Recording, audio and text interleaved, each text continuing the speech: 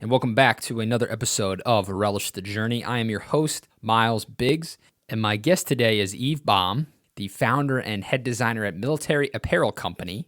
They take military uniforms and make them into over 50 different items, from purses and pillows to teddy bears. And it's a really cool story of Eve's entrepreneurship and also how she likes to pass on these values of entrepreneurship to children, which is a unique aspect that we haven't heard from entrepreneurs on this before, but a really awesome one. So enjoy this conversation with Eve, and be sure to listen to the end to find out how you can support her and the Military Apparel Company.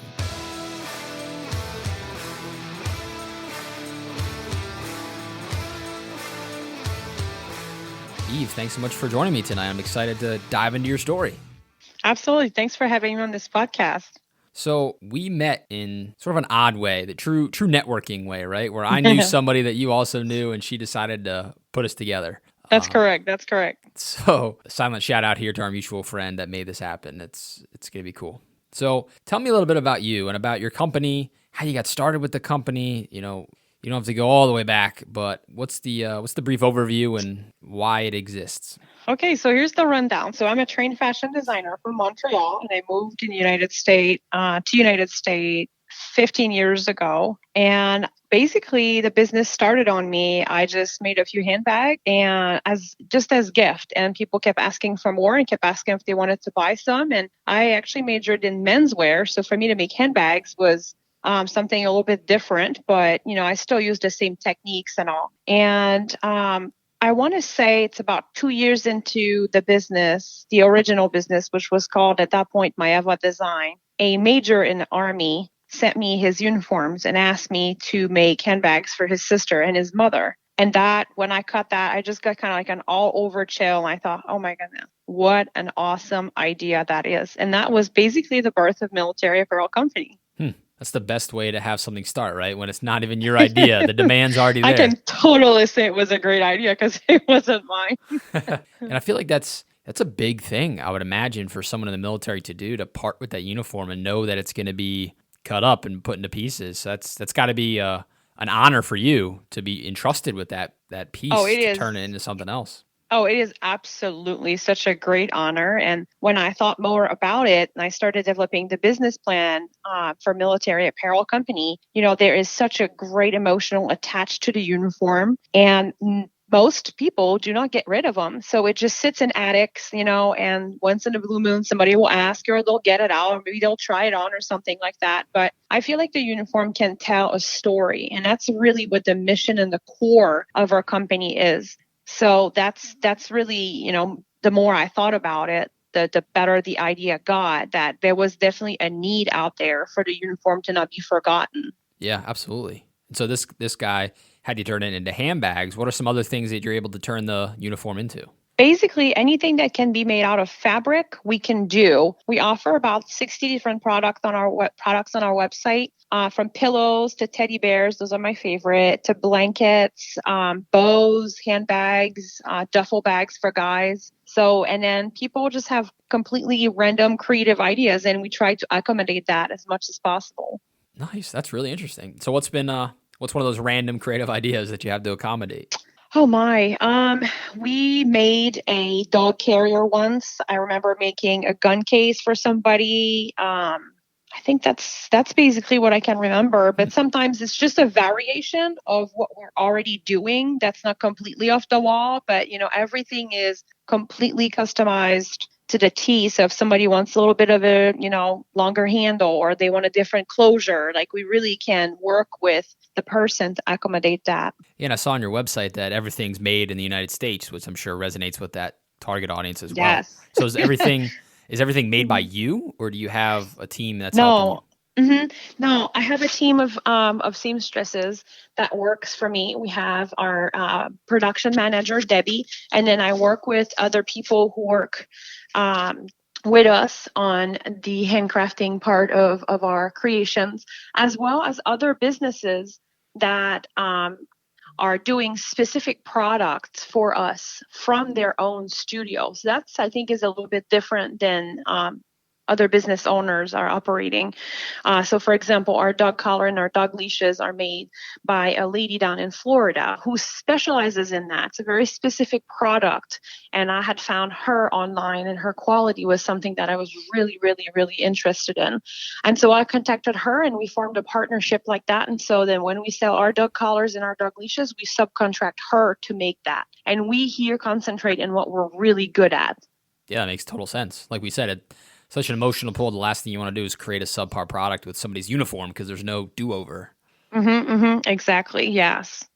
I love that. That's really interesting. So one of the things I wanted to spend a majority of our time on with you, because I thought it was really interesting when we were getting to know each other on a pre-podcast call. You were talking about how passionate you are just about entrepreneurship in general and how you like to pass that on to kids specifically. So first, I'm just curious about you, and if you would say you would always describe yourself as being an entrepreneur, or if you sort of stumbled into it after you were done with school. Where did that start for you? Well, let's just say that my first grade teacher told me in first grade, and I still remember her, not fondly, but I still remember her. She told me that for sure one day I was going to be a boss. Nice. So I would like to say that I was born with leadership skills. I grew up around both of my sets of grandparents, and they are both entrepreneurs. They were both entrepreneurs. On my dad's side, my grandparents were lumberjacks, so they own a lumberjack company, and or lumber company. And they did that. My grandmother kept the books and all of that. And I saw the flexibility that brought to their lifestyle, and I loved it. And on the other side, my mother's side, my grandparents owned a plethora of different businesses, one of which was a fabric store in a little tiny town in the very north of Quebec. And this is where my love for sewing and fabric was birthed from my grandmother Huguette. And so that was always an inspiration to me. I kind of always wanted to be my own boss. I always wanted to be an entrepreneur, although I didn't exactly know what was going to happen. Sure. Have you ever been an employee, or have you always been the boss, as that teacher said you would be? No, I have been the employee in many places, although I have to say, in all pure honesty, I'm not the best employee because I always see things that can be improved. And some employers, let's face it, they don't really want to improve things. They want to keep things the way it is. And right. So, I always see things that could be done differently or that could be done better or whatnot. And I would say I'm fairly, easy to voice my opinion about that. So I don't think I make the best employee, but I did. I had several jobs in fashion design, and I had several jobs in the restaurant industry as well, and other odds and ends too that I did. But I really just enjoy being an entrepreneur and working with other people. I don't feel like I'm their boss, even though I am, but a lot of the time I'll work with people that are way older than me. I see them as perhaps I'm kind of like the captain of the ship, but they are just as valuable, if not more valuable than I am. Oh, sure. Yeah, the captain can't do every job on the ship, right? If it's going to move forward, you need the team. Yes. So those are the reasons why you like entrepreneurship. What's been like a dark side of entrepreneurship for you? I know it's not all sunshine and rainbows. It is not. It is not. For the most part, it really is for me such an incredible journey. Flexible hours, unlimited income. But what I tell people is I call all the good shots, and that is awesome. But I also call all the bad shots, and that's the downfall of it.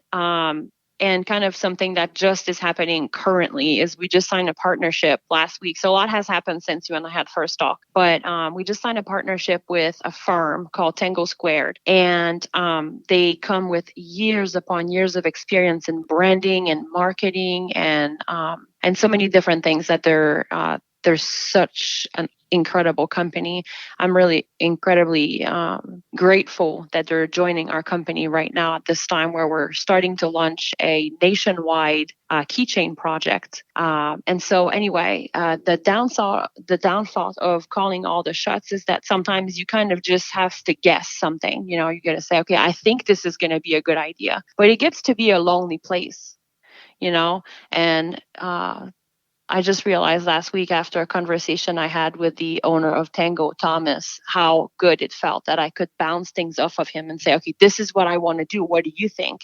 And him validating or giving me advices was just so valuable. So I think the one downfall is calling all the good shots can be a little lonely, or calling all the bad shots as well can be a little bit of a lonely place to be an entrepreneur, as well as kind of like the instability of having your own business. You know, if you have a job, you have a steady paycheck.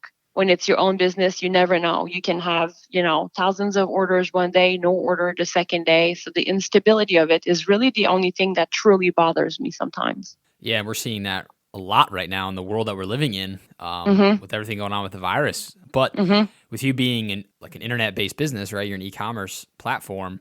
Have you been affected greatly? People stop buying the products you're making?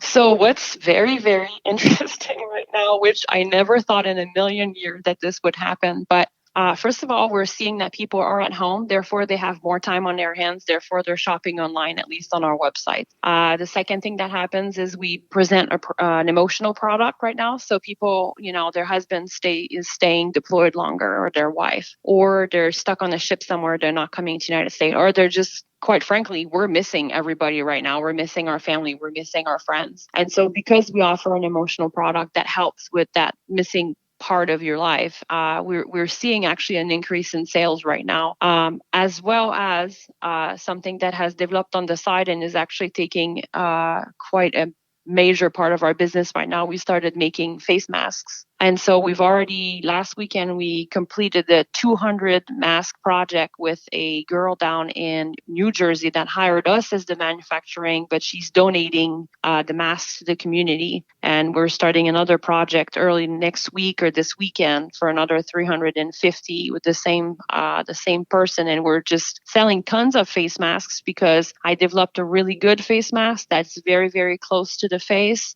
And there's a lot of people right now that are sewing them, but I believe we offer a quality product that they can get, right there and then, and they can pick the fabric that they would like. So we started manufacturing these for a friend of mine who's a nurse here at a local hospital, but it took off like I had no expectation of anything happening from it, except for me helping her with that. But this is keeping us extremely busy.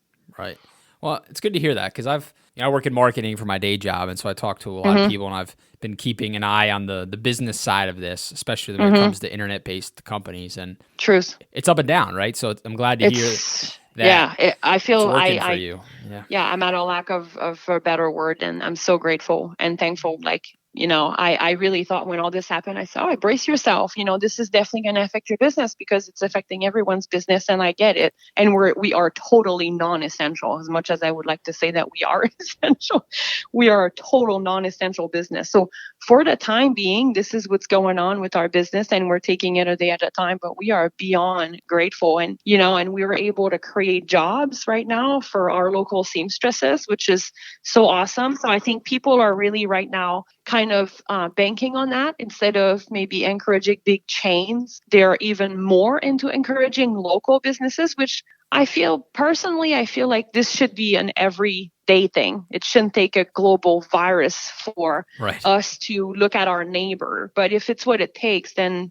perhaps that's good. Because I've seen myself too wanting to, okay, I could buy coffee here, but you know what? Let me check into a local roaster. Let me encourage them instead of encouraging something. So maybe that just shook things up a bit and bringing things back to roots where it should have been in the first place. Totally. Yeah, and if we can all figure out how to make toilet paper, we'll be millionaires.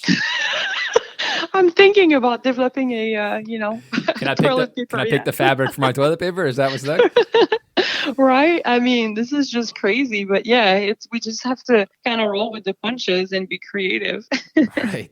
And so I know, like that word, creative, right? Creativity is what drives me. I love pushing myself outside of my comfort zone, kind of seeing how creative I can get with different projects. Mm-hmm. And that's one of the things I like about podcasting. So I'm curious with entrepreneurship and now transitioning from just you to you teaching the values of entrepreneurship to others. Is that a creative outlet for you? Like, I'm sure each pupil you have is a different set of, challenges to some extent with their personality, and if they're an innate boss like you were as a young kid, or if they need a little bit more encouraging.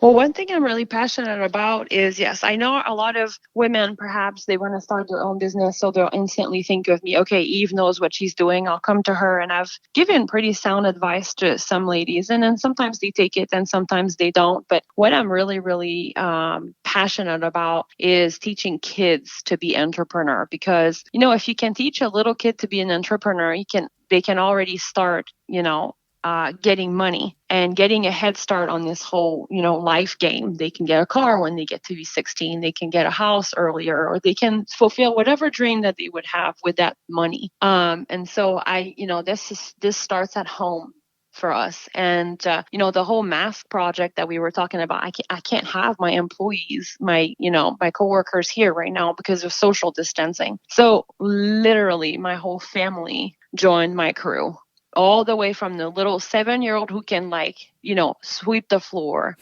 cut little threads. My 10-year-old is sewing. My 15-year-old is quality control. My husband even jumped in on the ironing process, believe it or not, as manly of a man as he is.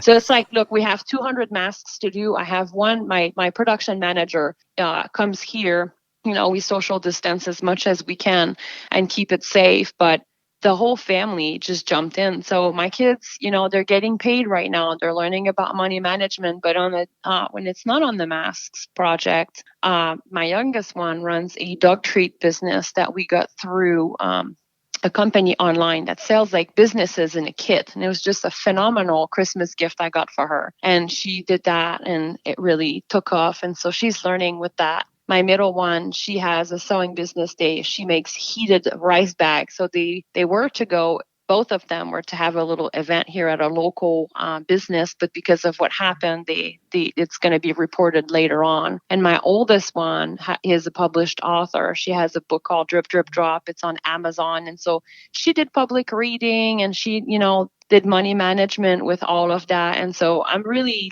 super excited that all three of them, they're interested into being their own little boss lady. Yeah, it's incredible. And so they were genuinely interested. It wasn't like you were twisting their arm. Mm-hmm. They took to it. Right.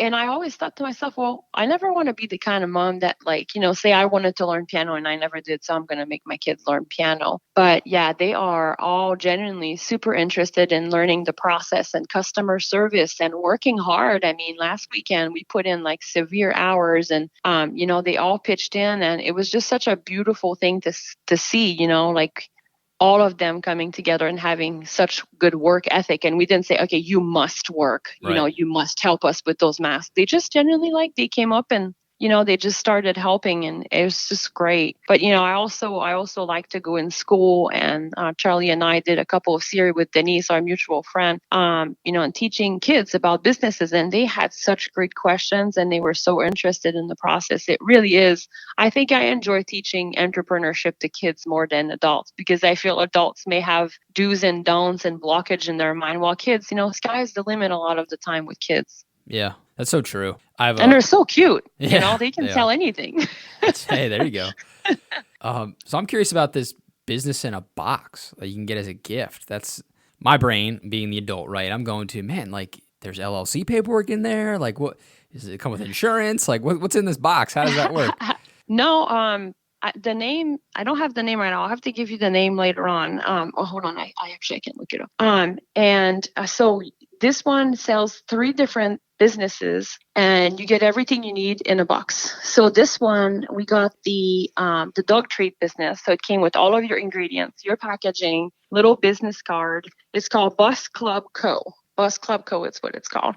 There's 3 different businesses. I think it's Baum, Cake Pops, and dog treat. And it comes with all the paperwork for costing and explaining to your kids how profit works and all of that. It's very detailed and it's super cute. It looks very professional. And it's also super easy because it's with the younger kids, where do you even start to talk about, finding the idea, finding the business name and making your packaging and all of that. So this is kind of an all-inclusive little box that I think makes it so easy. If anyone's listening, they're not an entrepreneur. They don't know where to start, but they would love to have their kids on this entrepreneurial journey. That's a company that I would really, really stand by and promote. Yeah, it's neat. And it's making me think of all the parents right now that have to homeschool their kids, right? Right. It's a fun way to teach all of Oh those my gosh, things. yes.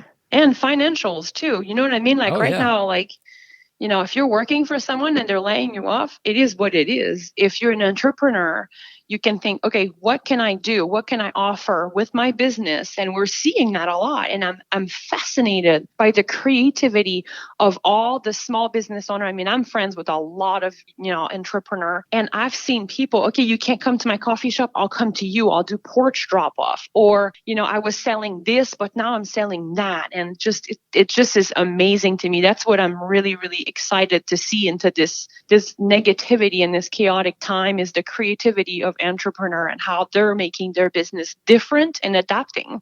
Yeah, and I've seen similar things, and it's the old Yes. adage of fight or flight. I think people either in Mhm. weird times like this, they stand up and fight and say, "I'm going to figure it out and make it Mhm. happen," or they just kind of bury their heads in the sand and say, "Okay, I can't leave my house, so I'm just going to watch Netflix all day."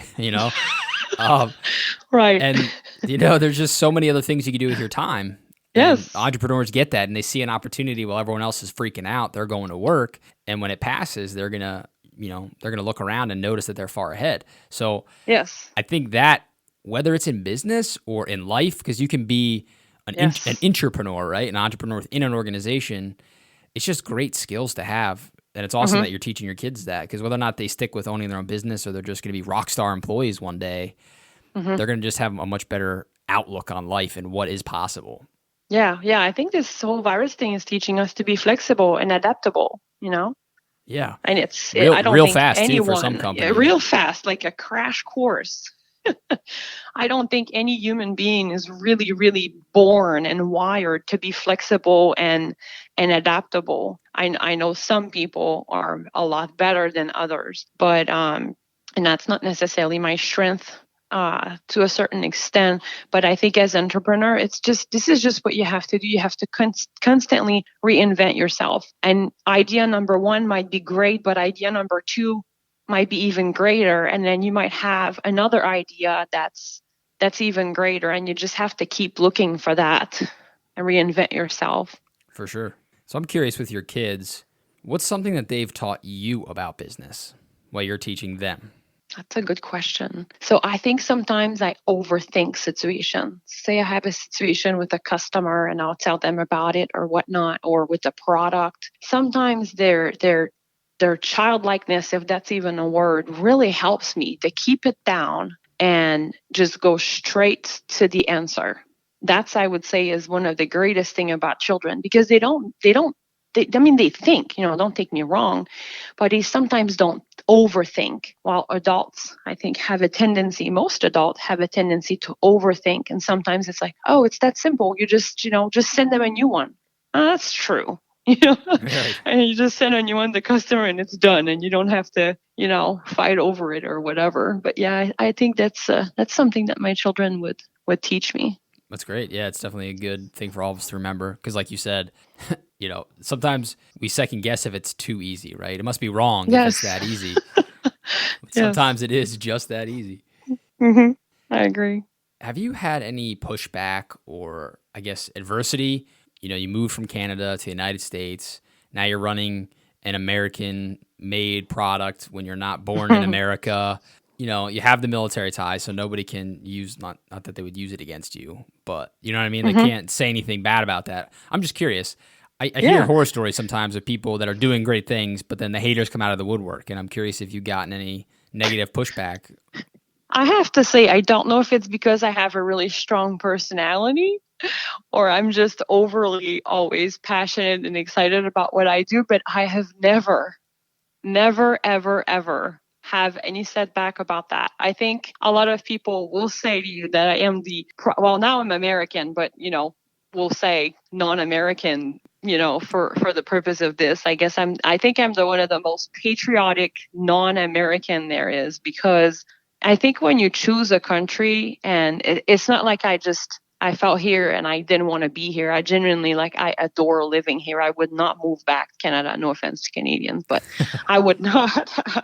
um, I just love everything about America and all the opportunity that it can give a person a business person, especially. And so I have not. There was one time that one or two times, I tried to do business with the Amish and the Mennonites, and they are not into the military. And they kindly and politely made me understand that this was not going to happen. But other than that, I've never had negative comments about anything. No. That's great. Yeah, I love that phrase. I was watching your interview with Stuart Varney on Fox. Yeah. And you said that about choosing, and he kind of joked. He's like, "Hey, me too," because he obviously chose it as well. Yeah. And I just love that idea, and I never thought of that as a a born American, right? That's a wild thing to choose a foreign country to be your new country, and to become a citizen of that country. Why did you choose America? What made you come south of the border from Canada? Yeah. Well, I mean, obviously, at the beginning of it, I married an American, so that was the main reason, I would say. But I mean, at that point, I had the choice to go back. He could have come with me. He loved where I lived and all of that. But one thing I adore about America is how easy it is to conduct business here because of how America is created. It's more of a ball, like a rounded area, as opposed to, say, Canada, where it's a long band. And being that way, you can drive almost anywhere in the United States. If you're central, which I am mostly kind of central-ish or most East Coast, but and the shipping rate, it's very, very affordable compared to what it is in Canada. So doing business online is the business I have here. If I would try to replicate that in Canada, it would be impossible for many reasons. And I also just love how most Americans are so proud of living in America. I adore that. Yeah, I'm curious, is it not that way in Canada? Is there not like a big national pride in Canada? In my opinion, there is not.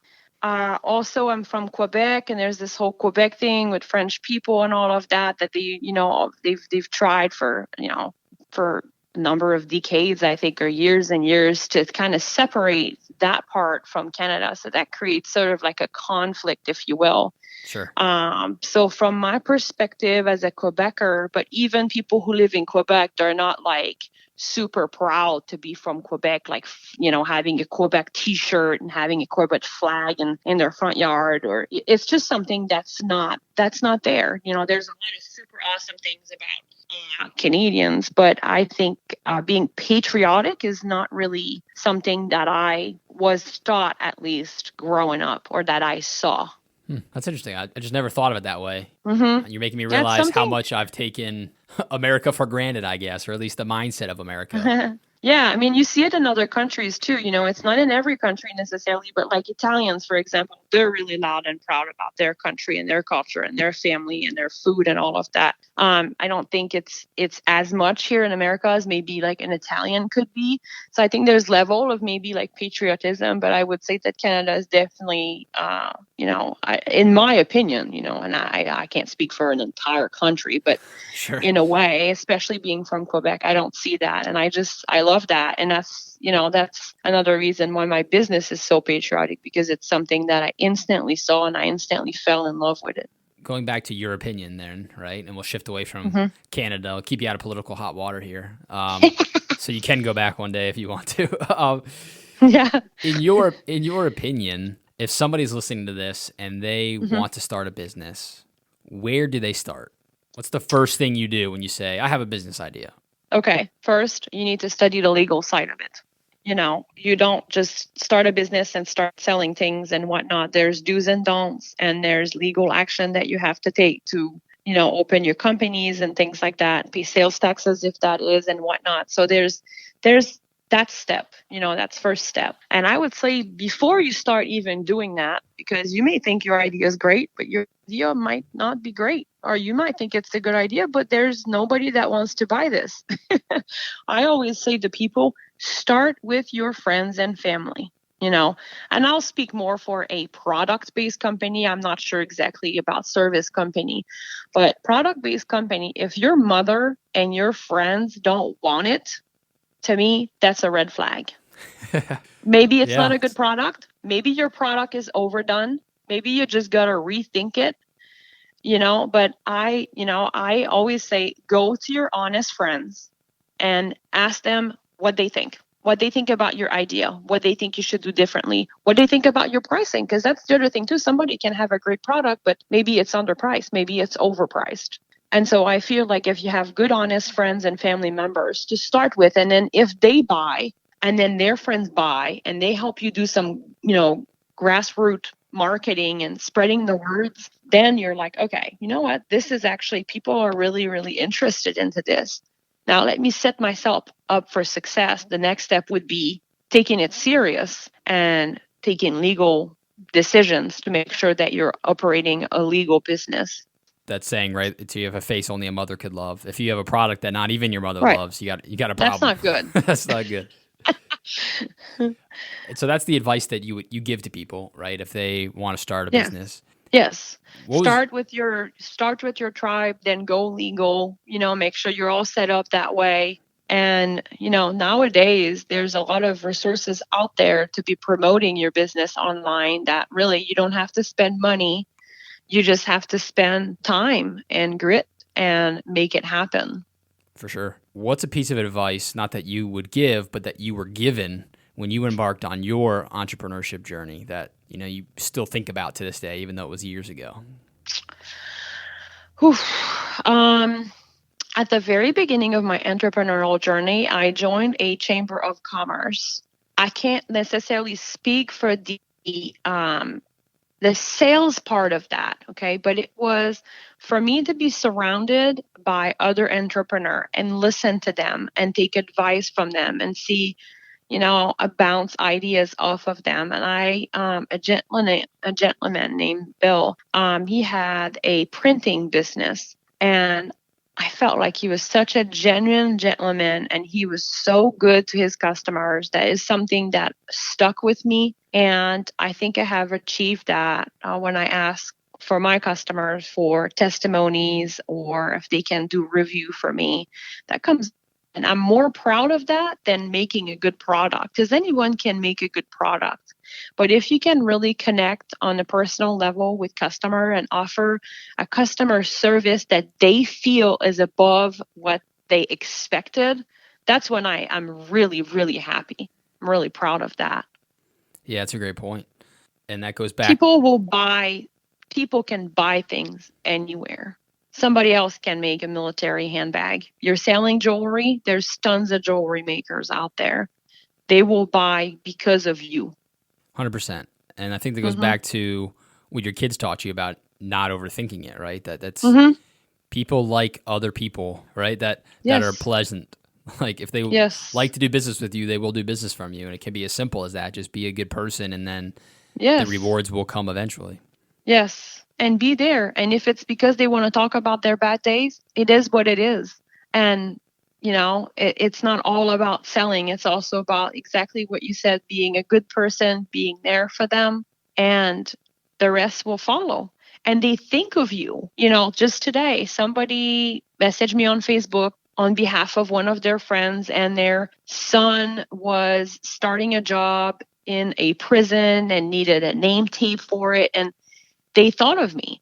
This is not what I do, but they know that I possibly could do that. But, I spent a little bit of time talking to her about her son getting this job, and I congratulated, her on her son getting a new job. And then we talked about it. And the fact that my friend thought about me and referred me is an honor. Yeah, because you never know who that person knows and who they're going to talk to. And right. Absolutely. Right. Another really good advice that I cannot tell you who told me this, but somebody told me to always set yourself up as an expert. And that always stuck with me. So if I'm not an expert at something in my business, I want to make sure that I join with someone who's an expert at that to make sure that we are always perceived as the expert of military handbags and accessories on the market. So for example, I don't personally know. I mean, if I sit down, I can make a dog collar perhaps, but it's not my strength and it's not what I'm really good at. And so I found somebody that can join that part, and then they are doing what they're really good at. And therefore, we are the expert at making camouflage dog collar because she is. And so I think that's something else to set yourself up as an expert when you're putting out content on social media. if you're a business that does, I don't know, like beauty product or something like that, don't just keep it out to what you're doing. Set yourself up as an expert in your field. And I think that really resonates with people. So for me personally, I have to be perceived as an expert in military life in general. Even though I don't personally have the life of a current military wife, I have to understand what their life is, and I have to put content out there that's current to them. And I have to set myself up as an expert. And if they have questions, they can feel comfortable coming to us for questions. And if we don't know, we will find an expert that can help them. I think that's great advice. People want to know that you know what they're going through and that you have something that can be a solution for their problem. Mm-hmm. Absolutely. Yeah. So as you think back to starting in Canada, moving to the United States, beginning your business, getting on shows like Fox and being in People magazine, some of the things we haven't even talked about, but I know that you've done, and watching your kids become entrepreneurs, how would you describe all of that, your collective journey? How would you describe it in 3 words? Oh, an incredible roller coaster. I love that. I love that a lot. More ups than down. Super, super high peak would be definitely the interviews that you do on TV, the magazines, and often I'll have people comment on that. Oh my gosh, you're so lucky, and I have to chuckle inside. I say, yes, you're right. I'm blessed with these opportunities, and I felt like a lot of them just fell, on my lap, and I'm extremely grateful for that. But the number of hours that you spend that are not recognized for that little bit moment of fame are incredible. The amount of time that I can spend sewing or developing a product that people have no idea about because it's not on social media or it's not on TV or magazines. They pale in comparison to those moments. But what I'm really most excited about is in our next journey. So we are right now, like I told you, we partner with Tango Squared. We are doing a complete rebranding of our company. So it's really cool because actually it's happening tomorrow morning, April 1st, which is also my birthday, and they did not know about it. Oh, nice. If all goes well, tomorrow morning we'll have a completely brand new website, completely brand new image of Mark, like logo and all of that. And we're also launching a baby. You're the first person that I'm talking to about it publicly. It's been in the secret making, but I can tell you about it because it's like just about to happen. Nice. We're opening a different part of our company that's going to be called Uniform Code. And we are going to be specializing in making Support Our Troop keychains that are going to give back to our troops to the organization called supportourtroops.org. We have a partnership with them, and we are ready to take the keychains. We have 2 different design keychains to nationwide retailer such as Walmart, Target, Home Depot, Lowe's, you name it. We are going to hit them all right after the virus is gone. We are going to be going national with this. We see this keychain that gives back to our troops in every checkout point in America. And so this is all happening right now, and nothing has stopped us, not even this virus, from making great stride. We have a beehive, we call it, of ladies that are they're all ready to get started on this project as well. So they're all going to be our little bees working and making keychains. Each of them will make a specific amount of keychains every single week. And as a beehive, we'll have a capability of 16,000 keychains a month. And we also have a manufacturing partner in Alabama that can make them for us as well.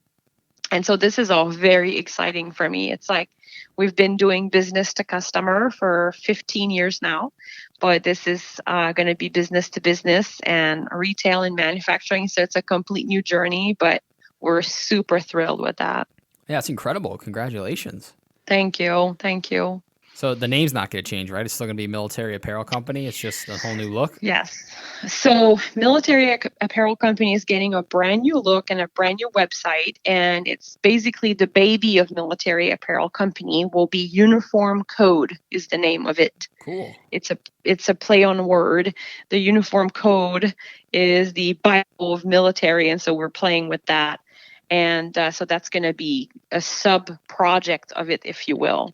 Well, I can't wait to see it. We already had a meeting in Dallas, Texas, beginning of March with Walmart. And so that's kind of like got our creative juices going. And we just like kind of hit the ground running. And I met with Thomas from Tango Square there in Dallas as well. And I met with a bunch of other really amazing entrepreneurs that they just kind of validated your business is awesome. Like, why don't you try to do this instead? And I was like, wow, that's a really good idea. So I want to impact my community by creating more local jobs. And this whole virus thing just is kind of confirming that I totally want to do this, because I want the ladies that are working for me to have financial stability, manufacturing the keychains for us. Yeah. Yeah. And that sense of community is so important right now. And people are like we said earlier, they're finally starting to realize it. It's a shame it took the virus to make that happen, but nonetheless, we're here. And so it's great that you're going to be a part of that. Yes. And, somebody said, well, sure, but they could take your design keychain and make it in China. And of course they can. Absolutely they can. Probably a lot cheaper than I can. But they're not going to be doing that because they want to buy from us. They want to buy from Military Apparel Company. They want to buy an American-made product that is encouraging local seamstresses, and a lot of our seamstresses are military or we're military, which that's even cooler.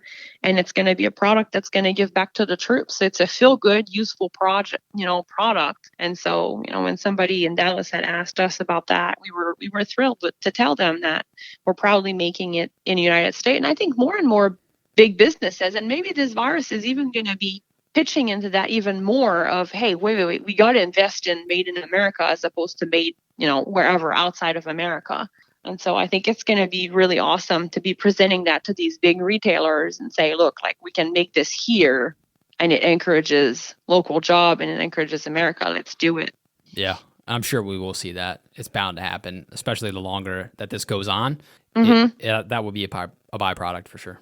Mm-hmm. Well, Eve, thank you for sharing your story. This has been fascinating. I feel like I learned a bunch, and you're doing a lot of great things. So I appreciate you sharing your story. Thank you for having me on this podcast. Your questions were amazing. And hopefully, if I always say, if I helped one person, then my job here is done. There you go. And inspiring someone. And, anybody who's listening, you can feel free to email us or anything. And if they need any help or advices, we'll try to do the best that we can. Yeah, so before your job on this podcast is done, why don't you tell us about that? Where can people find you? What's the website? What's a good email address? Where can we direct folks that want to learn more from you? So Military Apparel Company, all spelled the long way, .com is our website, and you'll find all of the information on there. We are on all social media, whether it would be Twitter, Facebook, Instagram. You can find us on there very easily, Military Apparel Company. And we would love to connect with the people from your website and from your podcast as well. Awesome. We will send them your way. That's awesome. Thank you so much for having us. All right, that's a wrap for this week's episode of Relish the Journey. Thank you so much to all of you for listening, and thanks to Eve Baum for being our guest. Be sure to check out her company at militaryapparelcompany.com. Check out that awesome new branding she was giving us a little sneak peek into. And if you love this episode, you know someone that would benefit from the content or other episodes' content, please share the show with them. Give us a rating on iTunes, subscribe to the show. All of that helps us reach a broader audience, get more guests, and really spread this message that we should all be relishing the journey. Till next time, everyone, cheers.